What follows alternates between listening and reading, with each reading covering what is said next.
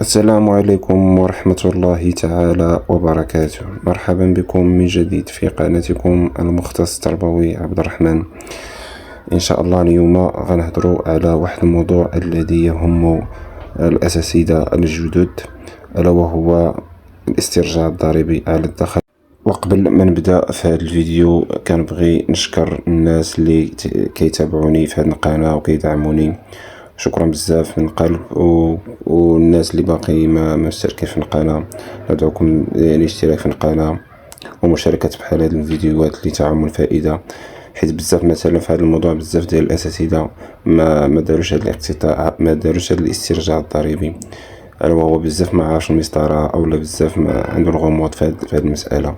وان شاء الله بحول الله نحاول ان شاء الله نشرح لكم هذا الموضوع بالمختصر المفيد. اذا قبل ما نبداو في هذا الفيديو بغيت نوضح لكم هذه المساله ديال الاسترجاع الضريبي، علاش كيتم هذا الاسترجاع الضريبي بالنسبه للاساتذه الجدد، حيث تقوم المديرية العامة للضرائب بوزارة الاقتصاد والمالية باقتطاع أوتوماتيكي سنوي لا يراعى مدة العمل الفعلية. فمثلا عندنا واحد جوج موظفين بنفس الإدارة العمومية ينتميان لنفس الإطار، اشتغلان في نفس السنة، الأول مثلا اشتغل في شهر مارس والآخر في شهر نوفمبر. هنا سيتم اقتطاع نفس القيمة السنوية للضريبة على الدخل لكليهما، مع العلم أنهما لم يشتغلا لسنة كاملة مع اختلاف في مدة الاشتغال. إذا حنا كنقوموا بهذه المسطرة ديال الاسترجاع الضريبي باش ترجع هذوك الأشهر التي تم اقتطاع منها الضريبة على الدخل بالرغم من أنك لم تشتغل فيهما. مثلا حنايا في وزارة التربية الوطنية من المتعارف عليه أن الأساتذة الجدد كيشتغلوا في الشهر 9. إذا من شهر 1 حتى شهر 9 هذه وزارة الاقتصاد والمالية كتقتطع واحد النسبة من الضريبة على الدخل بالرغم من أنك لم تشتغل فيهما هذه الأشهر. إذا هذه المسطرة اللي كندفعوها كنسترجع من وزارة الاقتصاد والمالية هذه النسبة التي تم اقتطاعها سالفا، والمقدار ديالها كيختلف، يعني كل موظف وشحال باش كيتخلص. مثلا اطر الاقتصاد والاداره عندهم الصالير بوحدهم، الاساتذه عندهم الصالير بوحدهم، ثم مثلا جميع الهيئات الاخرى عندهم الصالير ديالهم بوحدهم، يعني النسبه تختلف من اطار الى اطار. اذا غنبداو ان شاء الله في الوثائق ديال استرجاع الضريبه. أول وثيقة هي نسخة من قرار أو توظيف أو محضر الدخول، هذا يتم طلبه في المديرية التي تنتمي إليه. غدير واحد الطلب إلى حسب التسلسل فعلا الرئاسي، يعني دير طلب وتوجه للسيد المدير المؤسسة فين كتشتغل حاليا، ماشي بالضرورة يكون تكون المؤسسة التي تم التعيين في بداية مسارك الدراسي، بداية مسارك المهني، يعني راه ممكن تنتقل من مؤسسة إلى مؤسسة أخرى، وهذا الطلب أو محضر الدخول ممكن تدفعه من هذيك المؤسسة اللي انت فيها خدام دابا حاليا. ثم أيضا نسخة من بطاقة التعريف الوطنية، ثم ايضا شهاده العمل. هاد شهاده العمل كيعطيها لك المدير المؤسسه فين كتشتغل حاليا، وماشي كيف ما قلنا في محضر قرار التوظيف ماشي بالضروره تكون في المؤسسه ديال التعيين الاول، يعني شهاده العمل يعطيها لك حاليا اللي خدام عنده في هذا الموسم الدراسي.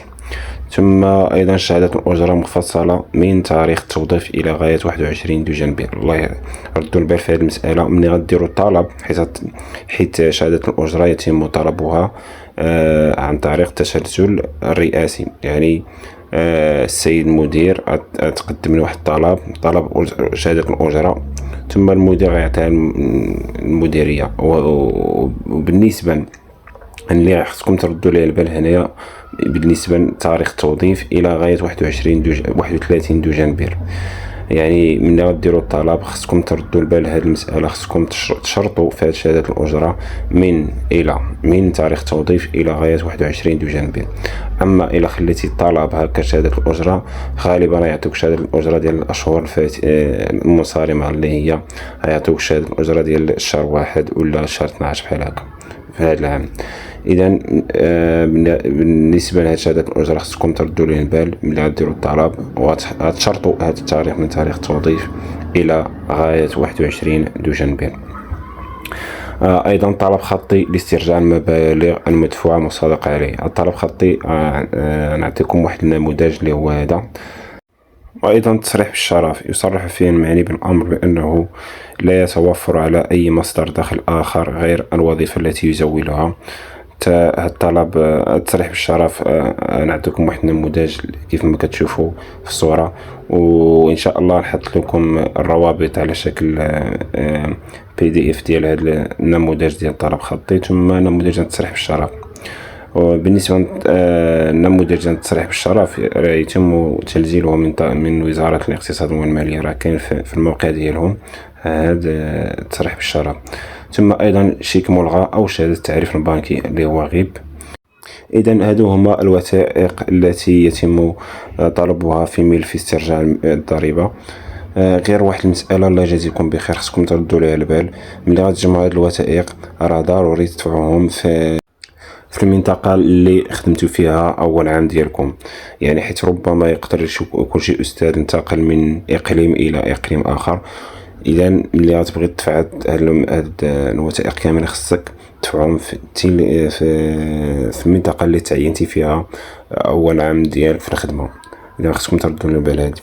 ومسألة أخرى، ملي غتحطوا هاد الوثائق في وزارة الاقتصاد والمالية ضروري طلبوا لهم وصل ايداع ديال الملف باش تتبعوا الملف ديالكم، حيت اغلبيه ما كياخذش هذا الوصل الايداع، وربما ما غاديش الا وقع شي خطا ولا شي حاجه ما كتعرفش انت واش دازو ليك ولا ما دازوش ليك داك المقدار ديال التعويض.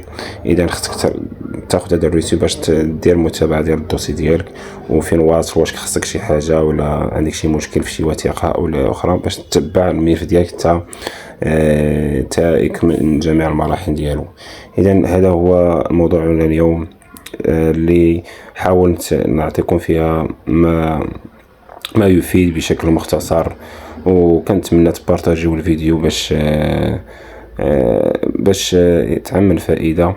وكيف ما قلت لكم في الفيديو في البدايه ديال الفيديو ان الطلب الاسترجاع الضريبي له شروط اللي هي 4 سنوات الأقدمية. أي أستاذ داز 4 سنوات ما عندوش هذا الحق أنه يدفع هذا الملف. إذا نشروا الفيديو على شكل واسع باش يستفدوا جميع الأساتذة. ربما أغلبية كيعتبروا هذه المسطرة صعيبة أو لا، وملي كتشرح هذه الحيثيات ديالها وهذه الشروط ديالها راه أنهم ماشي شي حاجة. اذا اللي عنده شي سؤال ولا شي غموض في شي حاجه في هذا الفيديو يخلي لي في التعليق وغنجاوب ان شاء الله. والسلام عليكم ورحمه الله تعالى وبركاته. نلتقي بكم ان شاء الله في فيديو جديد ان شاء الله.